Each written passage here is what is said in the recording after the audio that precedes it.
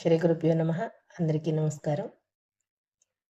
ప్రతిరోజు ఒక మంచి మాటలో నిన్న మనం ఆదిశంకర్ల వారి గురించి చెప్పుకున్నాం. ఆదిశంకర్ల వారి గురించి ఎంత చెప్పుకున్నా కూడా మనకి ఒక పూటతో, ఒక రోజుతో అయ్యేది కాదు. ఎందుకు అనంటే ఆయన అంత చేశారు, అంత సాధించారు. ఇవాళ ధర్మాన్ని ఆచరించండి, అలాగే ధర్మంగా బ్రతకండి, ధర్మాన్ని కాపాడండి అని చెబుతుంటే కలియుగం అండి. ఎక్కడి నుంచి వస్తుంది ధర్మం అంటారు. చెప్పడానికి బాగానే ఉంటాయండి, చేసేటప్పుడు తెలుస్తుంది అని చెప్పే ప్రతి ఒక్కళ్ళకి ఆదిశంకర్ల వారు చక్కగా ఆచరించి చూపించలేదు.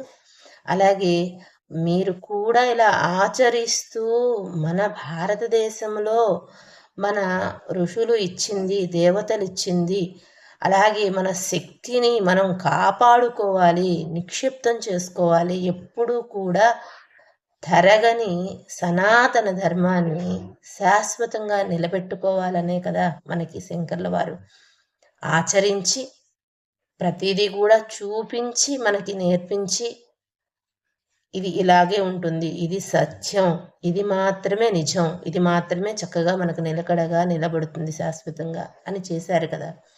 మరి కలియుగంలో వచ్చిన శంకర్ల వారేగా, కలియుగంలోనేగా మరి ఆయన కూడా అంతా మనకు చేసి చూపించింది.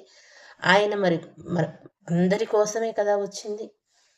మరి మన సనాతన ధర్మాన్ని మనం ఇంకా ఎంత రక్షించుకోవాలి.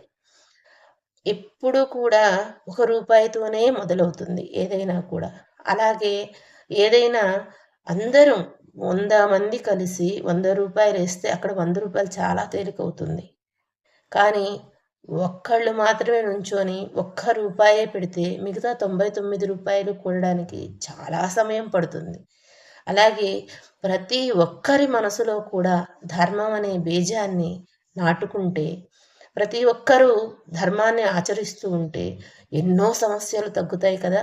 ఒకరినొకరు మోసం చేసుకోవడం, ఒకరినొకరు పీడించుకోవడం, ఒకరినొకరు హింసించుకోవడం, ఇలాంటివన్నీ లేకుండా ఉంటే, ధర్మ మార్గంలో ఉంటే ముందుగా మనకి కలిగే మేలేంటంటే బుద్ధి మంచి మార్గంలో నడుస్తుంది.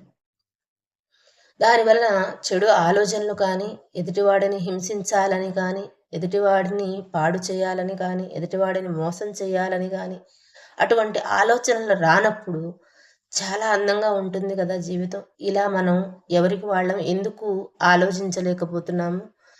ప్రతి పని ఒక వ్యాపారంగానే చూసుకుంటున్నాం. అది కేవలం మనం కనిపెట్టుకున్న రూపాయి కోసమే కదా. మనం కాగితాలుగా ఏర్పాటు చేసుకొని వాటిని ముద్రించుకొని ఆ రూపాయల కోసమే మనం పరుగులు పెడుతున్నామే తప్ప, మన ఋషులు, మన పూర్వీకులు మన హితం కోరి కొన్ని వేల సంవత్సరాలు తపస్సు చేసి భగవంతుడు కూడా అవతారాలు తీసుకొని శంకర్ల వారి రూపంలో వచ్చి మనకి అంత బోధ చేసిన ధర్మాన్ని మనం గాలికి వదిలేస్తున్నామేమో ఒకసారి ఆలోచించండి ప్రతి ఒక్కళ్ళు. మన ఆత్మసాక్షికి మనం చెప్పుకోగలగాలి ప్రతీది కూడా. ఏదైనా సరే ఒక మాట మనం చెప్పుకుంటున్నాము అనంటే మన ఆత్మసాక్షికి మనం నిజం చెప్పుకోవాలి. నిజం చెప్పుకోలేని రోజు మనల్ని మనమే మోసం చేసుకున్నట్లు. మనం పరుగులు పెడుతున్నాము. సమయం 24 గంటల సమయాన్ని రూపాయి కోసమే వేచిస్తున్నాము. ఆ రూపాయిని నిజంగా మనం ధర్మంగా సంపాదిస్తున్నామా? ఏ రోజన్నా మనం ఆలోచించుకుంటున్నామా? ధర్మంగా సంపాదించిన రూపాయిని కనీసం 6వ వంతు మళ్ళీ ధర్మం కోసం మనం దానం చేసుకుంటున్నామా? మన మానవ జన్మ విపరీతమైన శక్తితో కూడితే కానీ, ఎన్నో కోట్ల జన్మల తపస్సు చేస్తే కానీ మనిషికి మానవ జన్మ రాదు. అటువంటి మానవ జన్మని మనం ఉద్ధరించుకోవడానికి మాత్రమే భగవంతుడు మనకి ఈ శరీరాన్ని ఇచ్చాడు. అటువంటి మన శరీరం కోసం కాదు మనం బ్రతుకుతుంది. మన ఆత్మ ఉద్ధరణ కోసం మనం ఏమైనా చేసుకుంటున్నామా? ధర్మంగా సంపాదించిన దానిలో మళ్ళీ ఆ ధర్మం కోసం మనం కనీసం 6వ వంతు దానం చేసుకుంటున్నామా? మన కోసం మనం ఏమైనా దాచిపెట్టుకుంటున్నామా? మనకిచ్చిన ఆయుష్లో మనం ఎంత ఖర్చు చేసుకుంటున్నాము? ఎంత దాచిపెట్టుకుంటున్నాము? ఎప్పుడైనా ఎవ్వరైనా ఒక్కసారైనా పరిశీలించారా? పరిశీలించుకోండి. పరిశీలించుకోకపోతే మనకి ఆయుష్ అలా ఇస్తాడు భగవంతుడు, కాలం ఇలా తీసేస్తుంది. మనకి మనతో వచ్చేది మనం చేసే దానం, మనం చేసే ధర్మం, మనం చేసే మంచి. అది మనకే వస్తుంది కదా! కీర్తి వస్తుంది ప్రపంచంలో దానం చేయడం వల్ల, ధర్మాన్ని ఆచరించటం వల్ల. అలాగే యశస్సొస్తుంది. మన ఆత్మకి ఉద్ధరణ కలగడానికి ఒక మార్గం భగవంతుడు, ప్రకృతి ఏర్పాటు చేస్తారు.